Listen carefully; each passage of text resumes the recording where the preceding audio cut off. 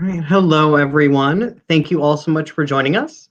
This is Left Bank Books presents journalist and author Seamus McGraw, who will discuss his new book, From a Taller Tower, The Rise of the American Mass Shooter.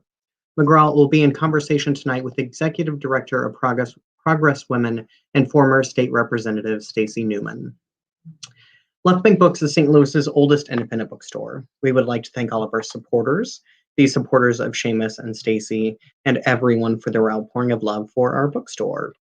We offer curbside pickup and delivery to anywhere in the country, anywhere in the world. You can also come in and find this book on the front table on our shelves, as we have recently reopened to the public. We are very happy to be able to bring our event series virtual. We believe that events are a way to expand your mind and bring in new thoughts to make the world a better place.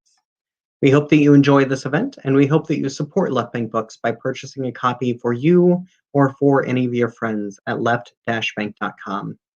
Purchasing a copy of the book from Left Bank Books allows us to keep our bookstore and staff operating, and it allows us to keep this event series going. So thank you for your support. I am Shane Mullen. I'm the events coordinator for Left Bank Books. I help produce our hundreds of author events each year with a fantastic team here in St. Louis. We will be taking questions from you, the audience, at the end of the event, so please type your questions as a comment. You can do that at any point in time throughout the event, and we will get to those at the end. And be sure to follow Left Bank Books on Facebook and YouTube to be notified about all of our fantastic virtual events. Our May and June are packed with fantastic events for readers of all ages. We just announced 2 incredible events for June today. About From a Taller Tower. We as a nation have become desensitized to the shock and pain in the wake of mass shootings. In the bottomless silence between gunshots, as political stalemate ensures inaction, the killing continues, the dying continues. From a Taller Tower attends to the silence that has left us empty in the aftermath of these atrocities. Veteran journalist Seamus McGraw chronicles the rise of the mass shooter to dismantle the myths we have constructed around the murderers and ourselves. In 1966, America's first mass shooter from atop the University of Texas Tower unleashed a new reality, the fear that any of us may be targeted by a killer, and the complicity we bear in granting these murderers the fame or infamy they crave. Addressing individual cases in the epidemic that began in Austin, From a Taller Tower bluntly confronts our obsession with the shooters and explores the isolation, narcissism, and sense of victimhood that fan their obsessions. Drawing on the experiences of survivors and first responders, as well as the knowledge of mental health experts, McGraw challenges the notion of the good guy with a gun, the idolization of guns, including his own, and the reliability of traumatized memory. Yet, in this terrible history, McGraw reminds us of the humanity that can stop the killing and the dying. This book is a deep dive into mass shootings, events in which one or more gunmen shoot more than 4 people, which have become increasingly common, particularly in America over the last 6 decades. The book opens on a personal note, describing an event in which the author failed to protect an innocent man from violence, which he likens to our national inability to act and protect each other from these atrocities. From there, he goes back to August 1st, 1966, when Charles Whitman murdered more than a dozen people with a sniper's rifle from atop the University of Texas Tower. McGraw posits Whitman as the first mass shooter of the era and uses his case to begin exploring the myths, tropes, and truths of this phenomenon. Amy Archer, the co-editor of If I Don't Make It, I Love You, Survivors in the Aftermath of School Shootings, says, From a Taller Tower is a careful, even cathartic look at mass shooters and the culture that ushers them forth. McGraw dispels the myths forged in gunfire with a riveting examination of the before, during, and after of mass shootings. And Perry Peltz, the director and producer of Axios on HBO, says, an important and extraordinary book that takes us into the mind of the mass shooter and also explores our own complicity in the numbering tragedies that have become far too routine in America. Still, Seamus McGraw manages to leave us with hope that there is a way out of the despair. And now about tonight's speakers. Seamus McGraw is a journalist and frequent contributor to the New York Times op-ed page, as well as to the Huffington Post, Playboy, Popular Mechanics, and Fox Latino. He is the author of The End of the Country, Dispatches from the Frack Zone, Betting the Farm on a Drought, Stories from the Front Lines of Climate Change, and A Thirsty Land, The Fight for Water in Texas. And tonight, Seamus will be in conversation with Stacey Newman. Stacey Newman is founder and director of Progress Women, a statewide social justice organization that since 2011 has focused on reproductive rights, gun violence, criminal justice, and voting rights. She recently retired as a Missouri state representative in St. Louis County from 2010 to 2018, serving as chair of the House Progressive Caucus. And now, without further ado, I am very happy and proud to welcome for Left Bank Books, Stacey Newman and Seamus McGraw. Hello. Hello. Thank you. Great. Thank you, Shane, and welcome, Seamus, and welcome to our St. Louis Left Bank book event. A little bit more about me before we get into here, before we dive into your book. But I've been a Missouri gun violence prevention advocate since the Million Mom March back in 2000, which has been now 21 years. And I've fought against Missouri's conceal and carry law for several years, but that's been in law since 2003 via a very contentious veto override. As Shane mentioned, I was elected to the House in 2009, and I took on the gun lobby here in Missouri for 9 years while I was there. And one of my proudest things, I was part of the formation of Washington University in St. Louis's gun violence initiative, which was helmed by our former chancellor. It's now in its 6th year. So I'm not a gun violence survivor, but I am very close friends with mothers around the country who are, and some who are survivors of high-profile mass shootings, specifically the Los Angeles Jewish Community Center, the Aurora Movie Theater, and even the Tucson Gabby Giffords shooting. And these moms have shared their intimate stories over and over as they fight more on the national scale, just basically for policies to stop the madness. But to kind of bring it home a tiny bit, on a more recent note, just this past Saturday night, a local couple right here in St. Louis, just blocks from me, were driving home from dinner when gunfire hit their car, and again, very close to Washington University, and shot the wife in the head. Her husband managed to drive to a hospital where she was placed on life support and within hours died.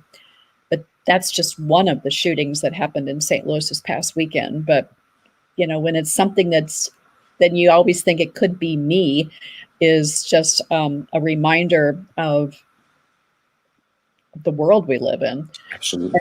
And meanwhile, our state legislature just this past week, even though this is the world we live in, passed a federal gun law nullification bill, which would outlaw, they think, all federal gun laws. We know the governor is going to sign this. So with all of that background, my first question to you, Seamus, which I'm really curious after, finishing your book, what prompted you to write this book?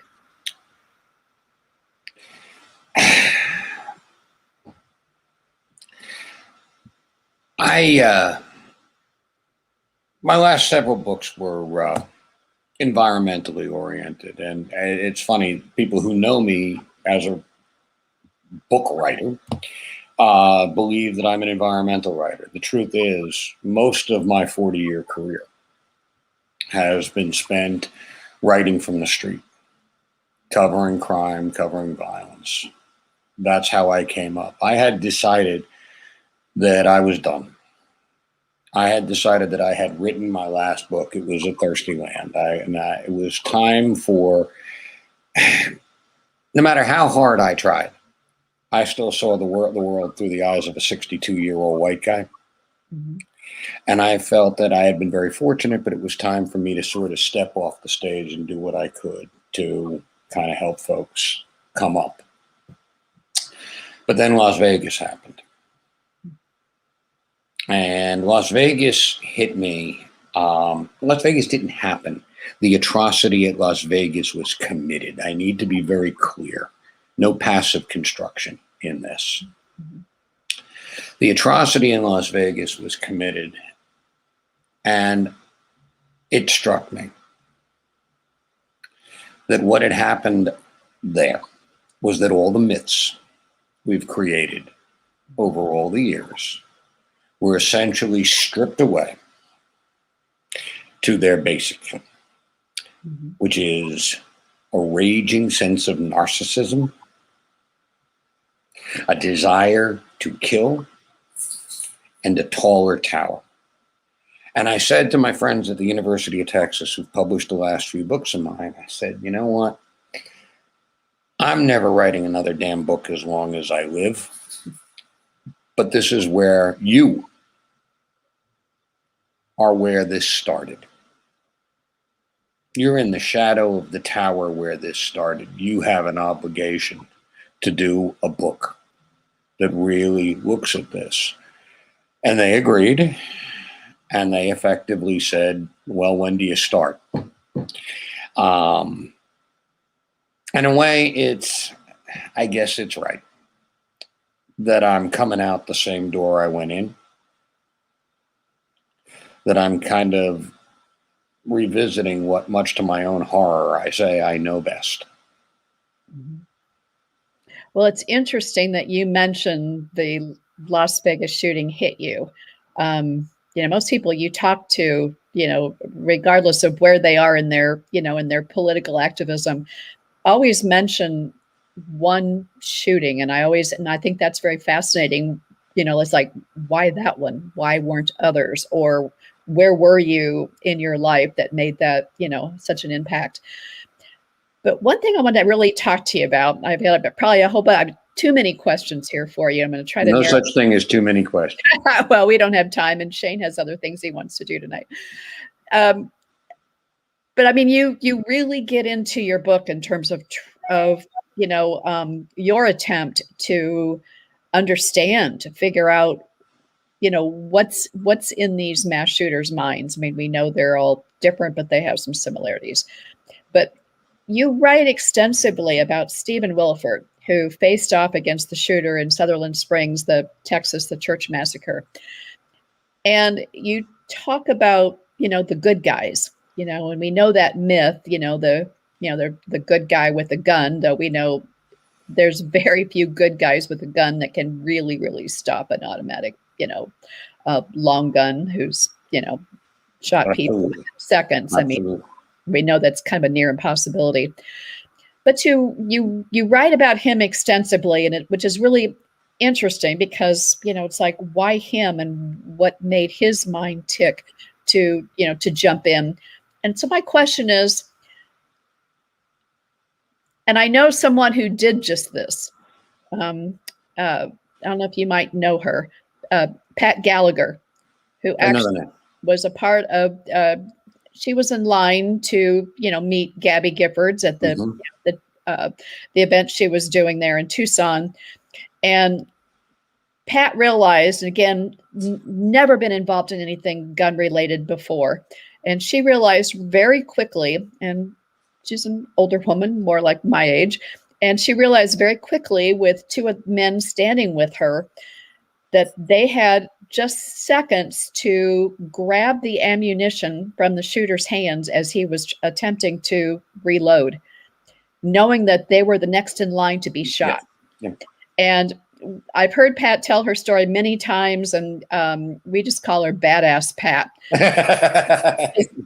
I mean, but that's that split second decision that people have to. You can't deliberate. It's a split second decision. It's more than that. Why don't we have more?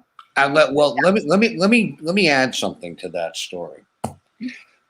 At that Safeway in Arizona, there was a guy, guy, who had a gun in his pocket, right? In his pocket. It never achieved anything. It never achieved anything because in the chaos and the confusion, he didn't know how to respond, and he admitted as much. And I think it was remarkably honest and powerful when he did. You asked me about Stephen Willeford, And why, the question is effectively, why do I spend so much time with Stephen Willeford? And I will tell you why, because I think still Stephen Willeford illustrates a very, very important point. And the very, very important point is this.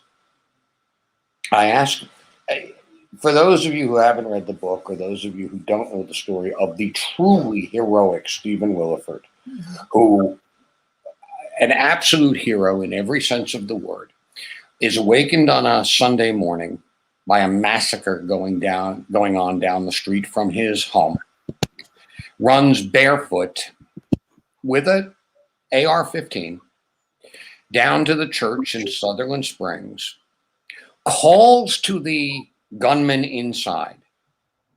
The gunman puts down his AR-15 and comes out with a handgun. They exchange fire. Stephen Willeford doesn't kill him, but does pursue him to the point where the guy actually kills himself. Now, why do I focus on that story? I focus on that story for a couple of reasons. One of the things that fascinates me most in the telling of that story is that Stephen is standing outside the church. Well, this guy is about to deliver the death blow to his last victim. Calls this guy's name. Not his name, but calls him out. And the guy comes out. Guy couldn't see Stephen. Guy couldn't see whether or not he was coming out to have a gun. He didn't feel threatened by him. It wasn't the gun.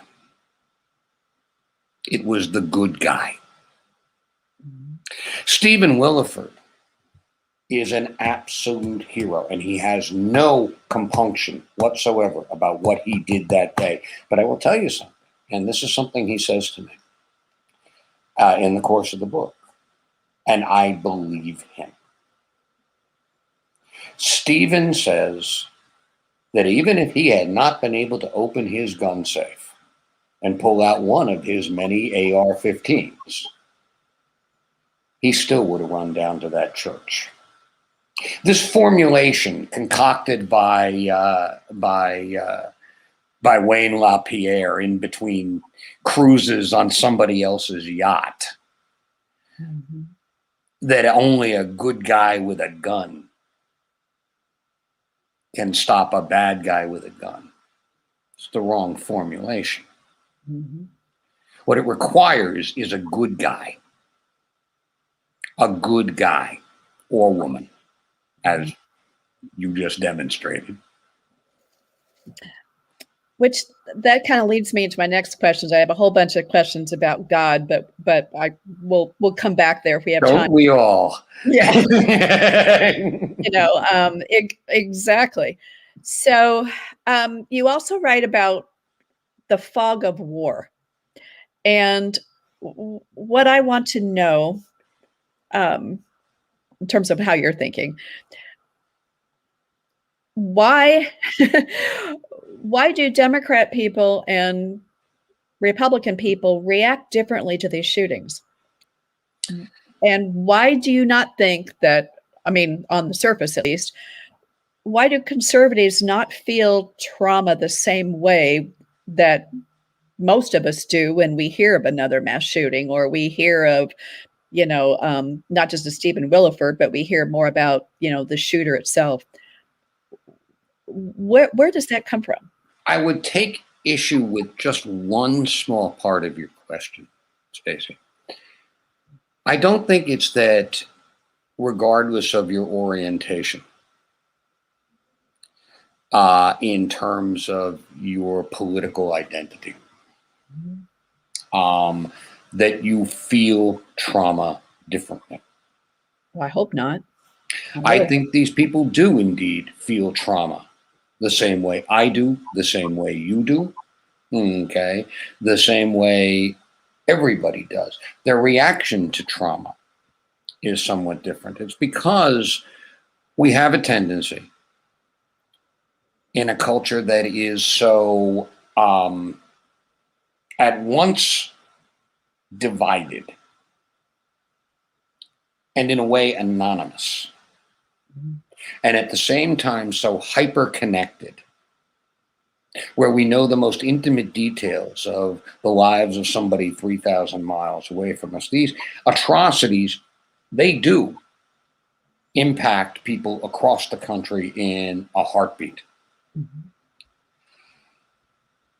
And when that happens, you go to your touchstone, you go to your sense of guidance, you go to your tribal corner.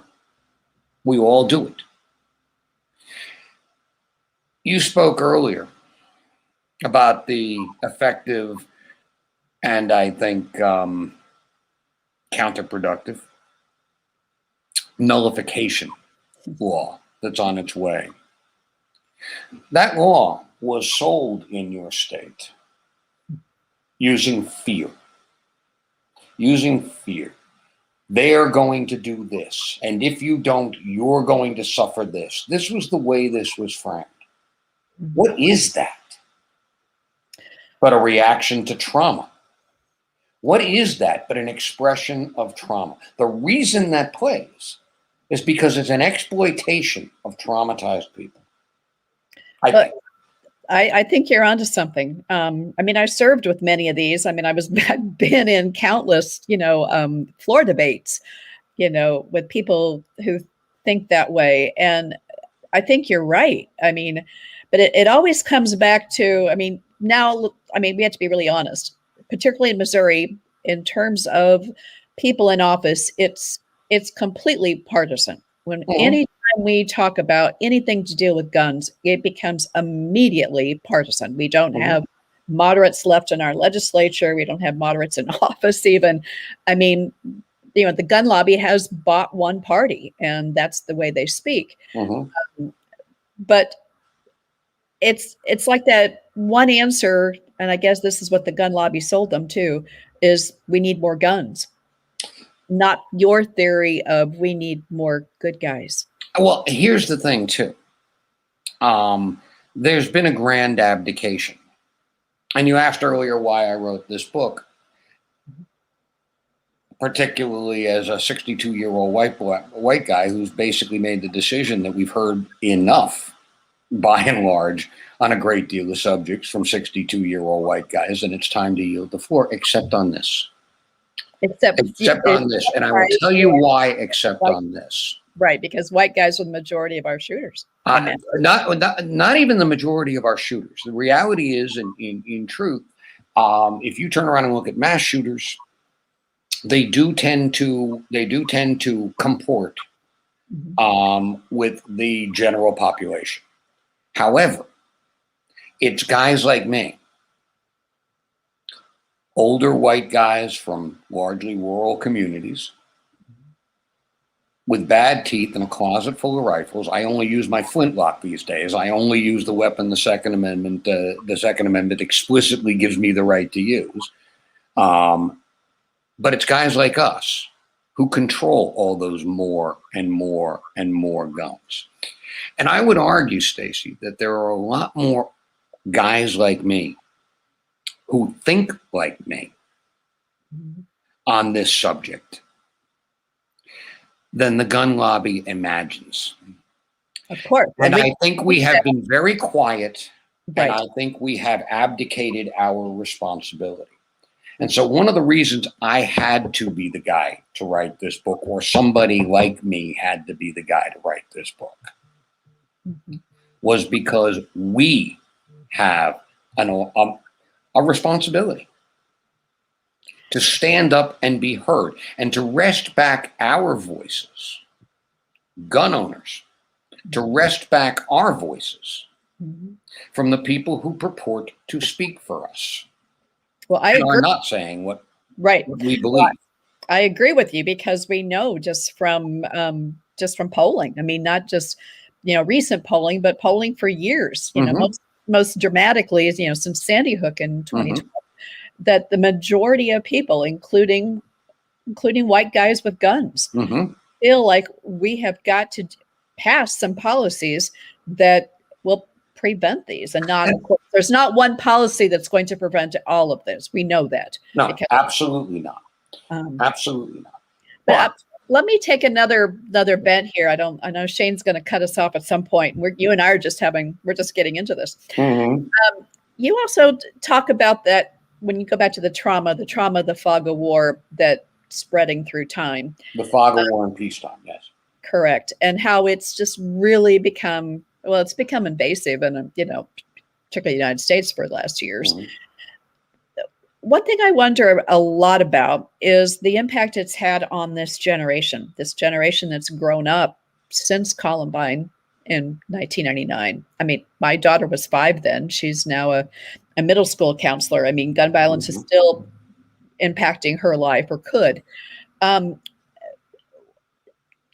What do we think about this generation? I mean, we call them kids. I mean, how they think, how they react, how they're going to vote. And some of them are coming from, Republican households. Mm-hmm. So what do you think the impact is going to be on this generation that has lived through and, experienced mass shootings like it's a daily thing? I think you're already seeing it. I have 4 children, Stacey. They range in age from 16 to 31. Mm-hmm.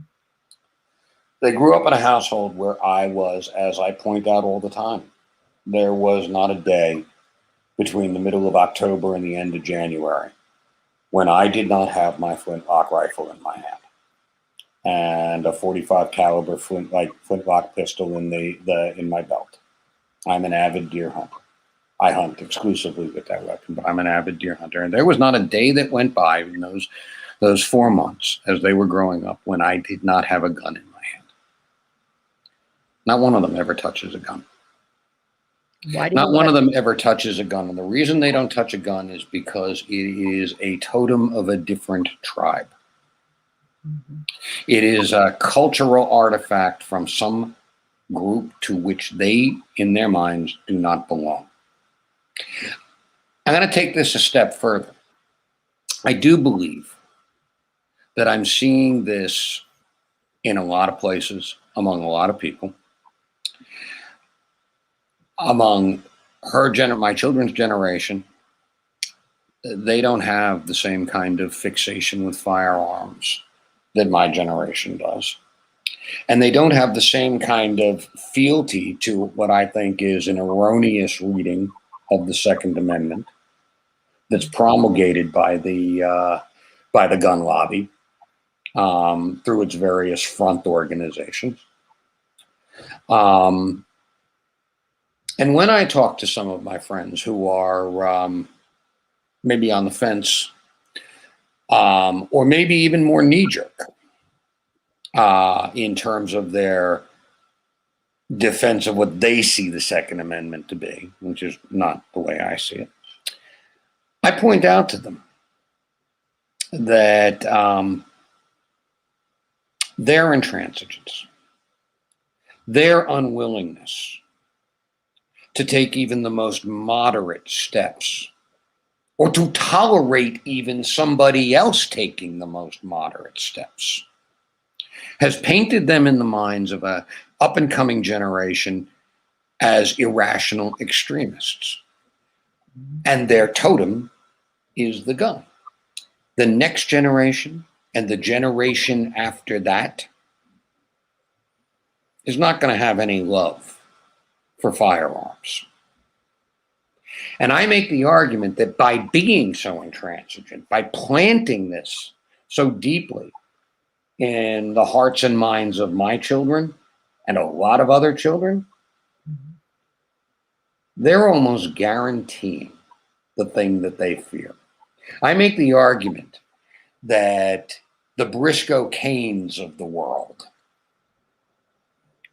the Marjorie Taylor Greens of the world, are a greater threat to the long-term health of the Second Amendment than Joe Biden ever could be. And it's because of their intransigence. This whole pry my cold dead fingers from around it, there's a whole generation going, okay, but we don't have to do anything. We're just going to wait till you die of old age and pry them away. Now, they have the opportunity to do something about this, but they're not. Right. Yeah. Well, we always put our faith in in that next generation, to fix or to get us out of what we screwed up. Because I've been parenting since the first Bush administration. I have great faith. I have great faith in the next generation. I always do.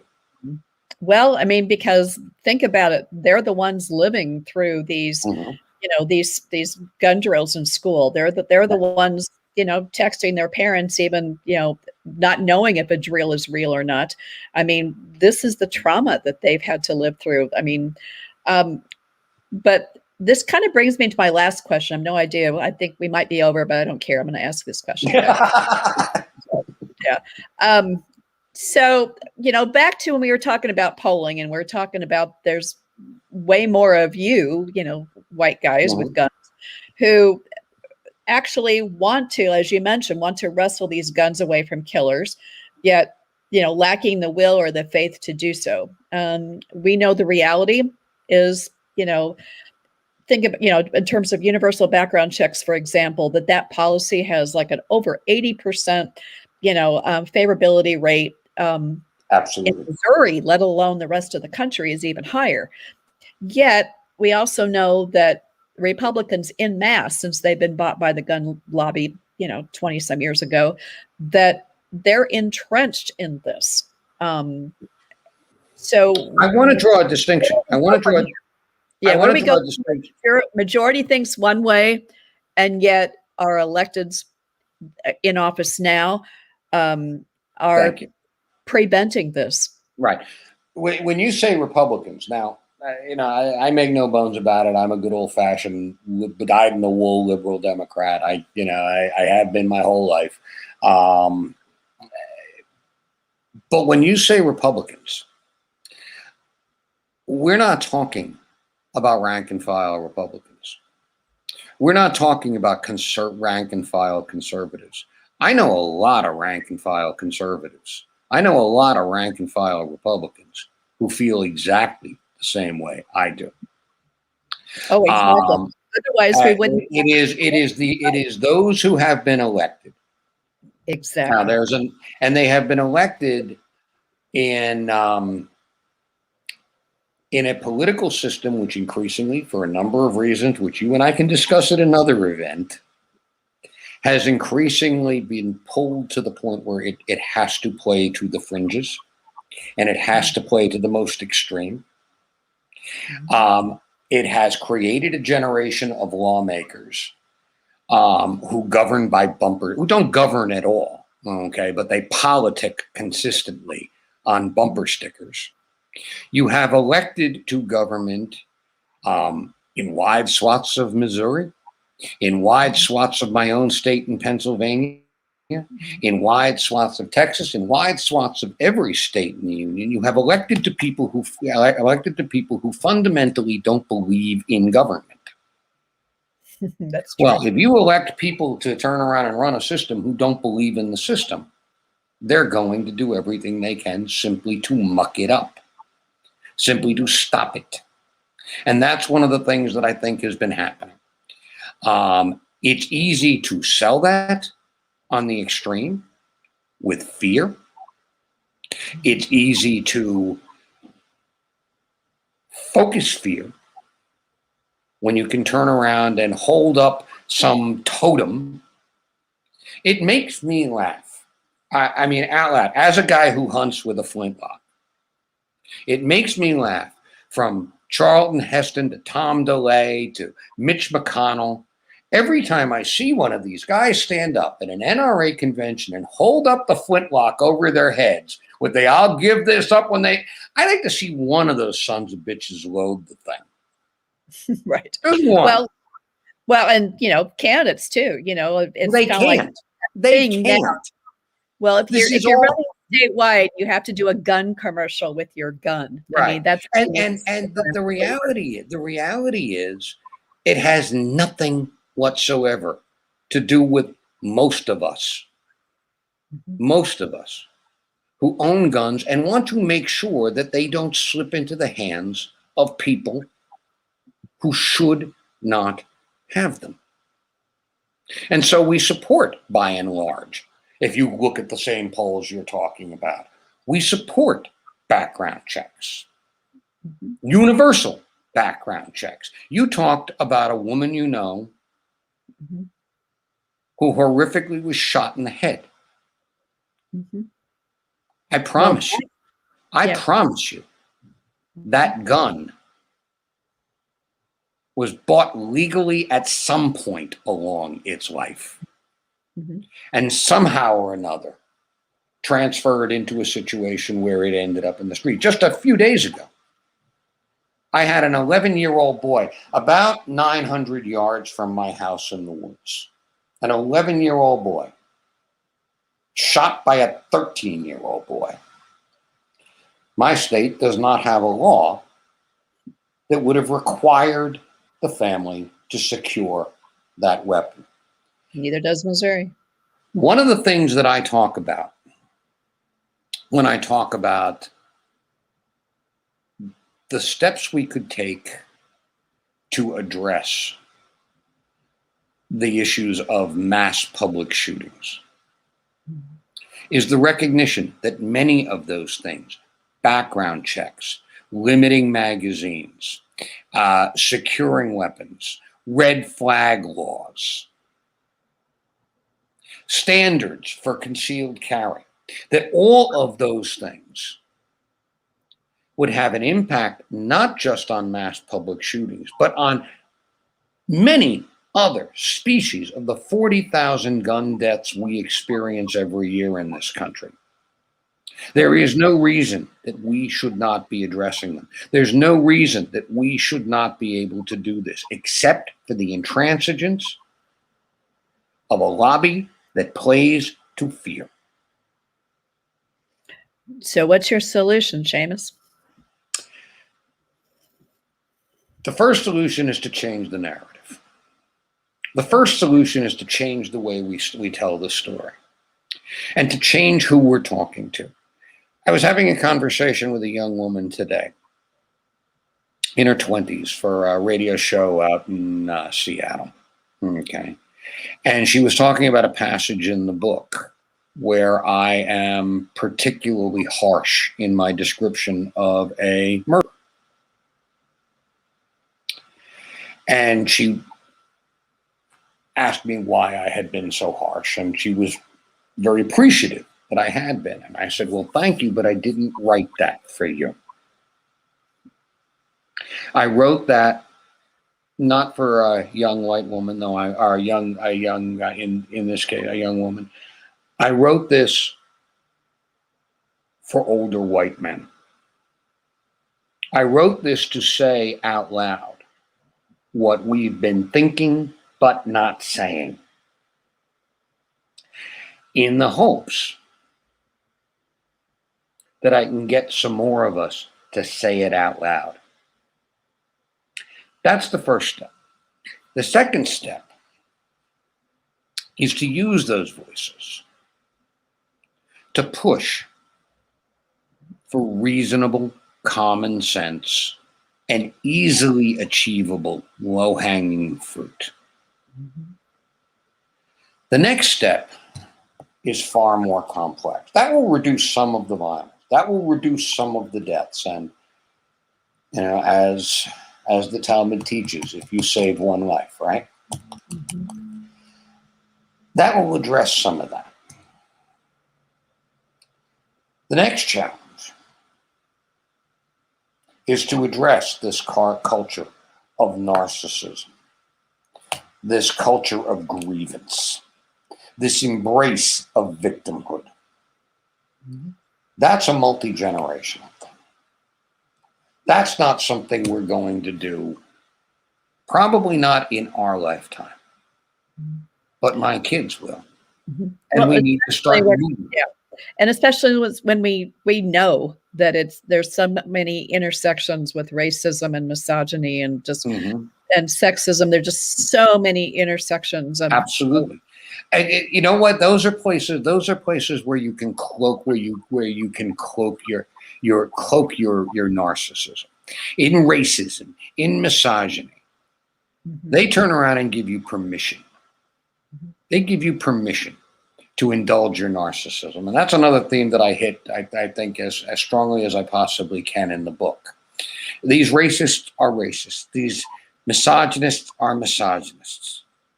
When anti-Semitics and the anti-Semites, Muslims, the anti-Semites are anti-Semites. And The people in El Paso died because they were who they were. The people at Tree of Life were slaughtered because they were Jews. The women who were murdered in Atlanta were killed because they were women and they were Asians and they had been sexualized. But the killers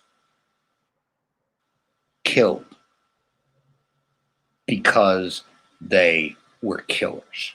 And they wrap themselves in this stuff. And the people who turn around at the misogynists and the racists and the anti-Semites who gave them comfort and succor in those dark corners of the web are absolutely culpable. But the killers are killers.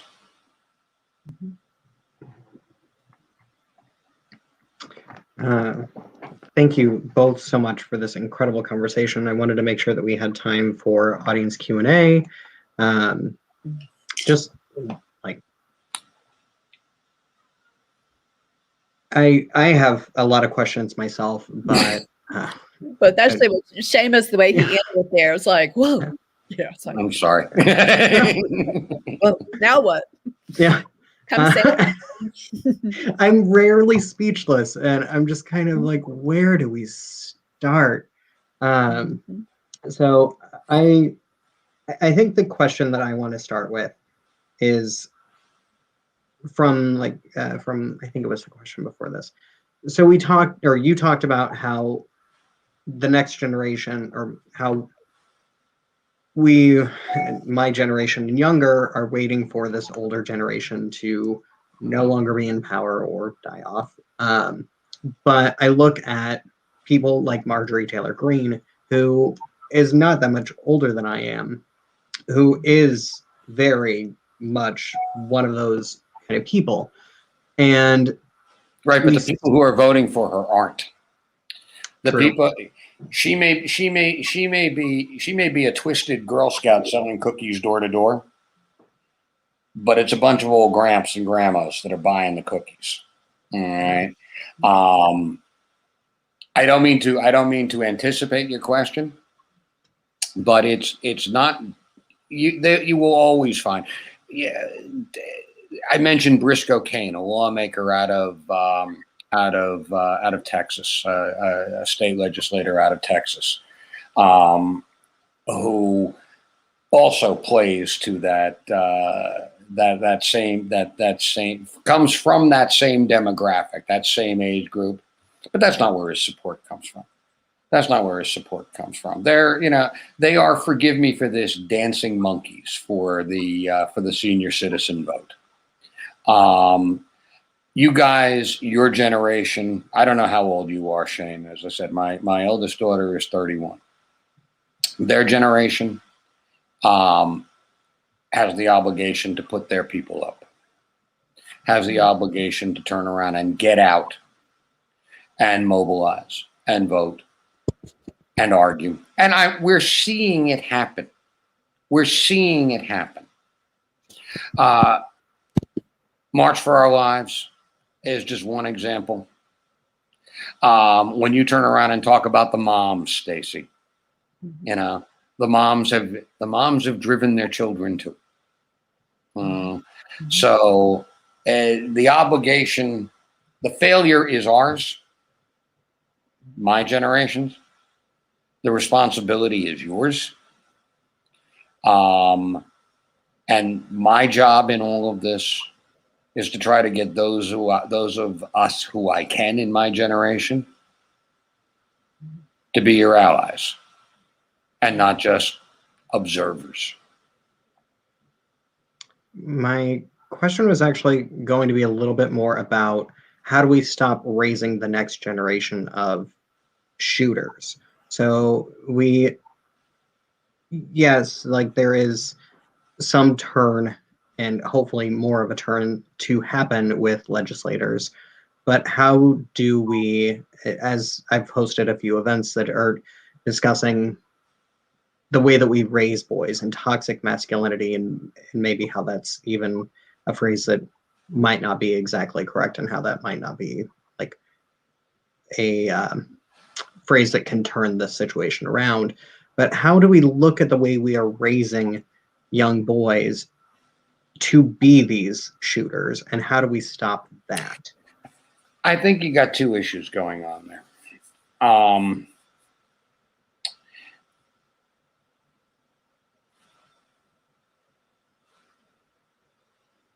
When I hear these claims of masculinity from these shooters, it's not what I recognize or was raised with as the cornerstone of masculinity or manhood. I was raised that if I ever asserted a right of any sort, I had a responsibility, an awesome responsibility that went along with it. I was raised with the idea that I should never, ever think of myself as a victim. I was raised with the idea that my grievances, whatever they may be, were mine to fix. We have in this culture embraced culture-wide victimhood as a sense of identity, grievance as a sense of purpose, and we've somehow or another confused that with masculinity. I'll go back to Briscoe Cain. I don't mean to pick on the boy, but right after El Paso, Beto O'Rourke made a comment about banning semi-automatic assault weapons. Under other circumstances, I might not necessarily support that, but because of the intractability of the gun lobby, I see that now as being a fairly worthwhile endeavor. Briscoe Cain did not. Briscoe Cain, in a series of adolescent adenoidal posts, turned around and basically said, "Come and get it. Pry it out of my," and I thought to myself, I was looking at this guy, and I thought to myself, I could only imagine how my father would have reacted if I was 13 years old and behaved that irresponsibly, adolescently, and blindly with a .22 rifle in my hand. He would have turned around and cuffed me on the back of the head, pulled the rifle out of my hand, and said, "You can have this goddamn thing back when you grow up." Mm-hmm. And we, again, me, guys like me, have abdicated that responsibility. We need to get back in the game. We need to demand this. The culture needs to address the underlying, and your generation needs to address this underlying cultural contagion of victimhood and grievance. But that's going to take generations. That's going to take more than one generation. It's going to be very hard to pry out of the fabric of this country right now. But we can make a start. But in the meantime, we can lower the body count. In the meantime, we can take simple, practical steps. There's a mantra. It plays to the early chapters of the book. It's repeated elsewhere in the book. It's something that a cop told me about their job in the middle of one of these atrocities. It's first to stop the killing and then to stop the dying. Mm-hmm. And I think I see our approach to this the same way. Stop the killing. Common sense, simple, widely supported regulations. Then stop the dying. Address the cultural pathology in which this has evolved. And I agree with Seamus. I mean, my head always, as you know, Shane, I always go to policy. but I'm just looking back through, like, even, the Sandy Hook shooter and a few other shooters. If guns weren't in their house, if guns weren't accessible, if the parents, or whoever it was, the elders in the house had domestic violence issues and guns were removed, if it was harder to buy the gun in the first place with the universal, background check. I mean, all of these things have an impact on removing that weapon out of the house, so it's not accessible. And I think, we don't see a lot of, because this is maybe another book for you, Seamus, but, I'm done. where are the books with other weapons? The gun's too accessible. I mean, sure, you can go into, a store and buy a knife, but we don't see that stuff. It's the gun. And even where you do see it. I mean, the reality is, you turn around and look at something like what happened in Gilroy, or look at what happened in Ohio. Somebody were to walk into the, are you going to turn around and remove all violence? Of course you're not. Of course you're not. But you don't end up with as many dead. One of the more ridiculous arguments that I often hear the gun lobby make through its various mouthpieces and talking heads is that, well, you know what? You're far more likely to be attacked in this country with a ball peen hammer or with fists, and that's true. That's absolutely true, and it's the kind of half truth that they hide behind. Because the reality is, you may be more likely to be attacked, to be assaulted with your bare hands or with a ball peen hammer, but you're also far more likely to survive. What kind of a person turns around and makes this as their judgment? Why, look there. Those people are beating each other into comas at alarming rates with ball peen hammers. That's terrible. By all means, arm those people with semi-automatic rifles immediately.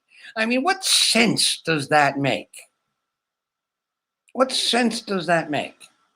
I mean, I have not stopped a mass shooting, but I have stopped a bar fight.